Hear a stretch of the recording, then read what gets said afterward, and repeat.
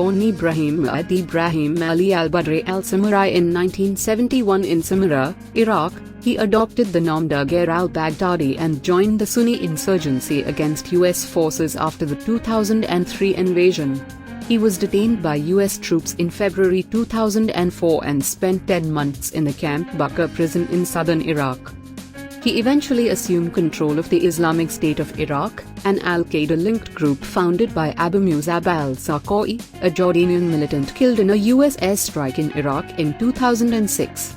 Under al-Baghdadi, the group expanded into neighboring Syria, exploiting the chaos unleashed by that country's 2011 uprising and civil war. In the summer of 2014, his fighters swept across eastern Syria and northern and western Iraq, eventually carving out a self-styled caliphate in a third of both countries. In early July, al-Baghdadi made his first public appearance, delivering a sermon in a century-old mosque in the Iraqi city of Mosul and declaring himself caliph, or leader of the world's Muslims. Under his leadership, the group carried out a wave of atrocities, including the enslavement and rape of thousands of women from Iraq's Yazidi minority.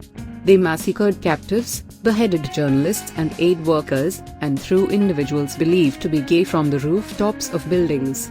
They gleefully broadcast the killings with slickly produced videos and photos on social media. Was he a threat to other countries? Al-Baghdadi repeatedly urged his followers to attack a list of enemies that came to include much of the world, including the United States and other Western countries, Shiite Muslims whom he deemed apostates, and even devout Sunni Muslims who rejected his group's ideology. Unlike Osama bin Laden and other jihadists who strove to carry out 9/11-style attacks that would capture world attention, al-Baghdadi exhorted followers to do whatever they could with the weapons they had at hand. His group claimed scores of attacks worldwide, including so-called lone wolf attacks with no direct connection to the group.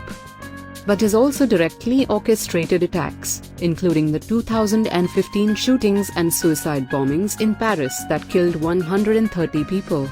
It also claimed this year's Easter suicide bombings in Sri Lanka that killed 269 people. The extremist group attracted tens of thousands of foreigners to whom it provided advanced military training, and spawned powerful affiliates in Egypt, Libya, Afghanistan and elsewhere that continue to carry out attacks. What effect will his death have?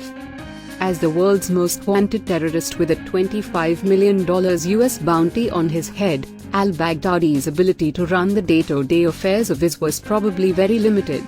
He would have had to move among various safe houses with a small group of loyalists and avoid using electronic communications that could be tracked by intelligence agencies.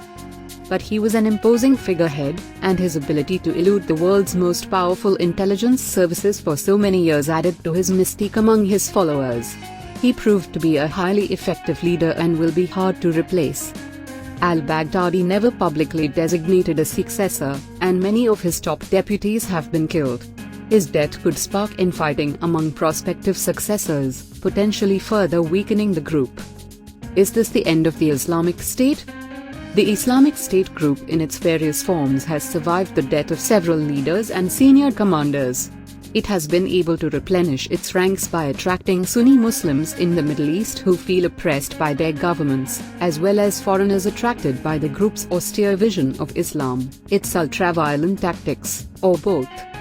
It still boasts powerful affiliates in other countries, and remnants of the original group continue to carry out sporadic attacks in both Syria and Iraq.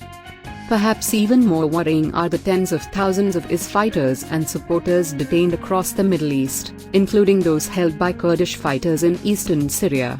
The US decision this month to pull out of Syria and abandon its former allies to a Turkish invasion allowed hundreds of IS supporters to escape and raised concerns about the security of other facilities. It's possible that a future IS leader is wearing a prison jumpsuit, quietly recruiting supporters within concrete walls lined with barbed wire and plotting his next move, just as al-Baghdadi once did.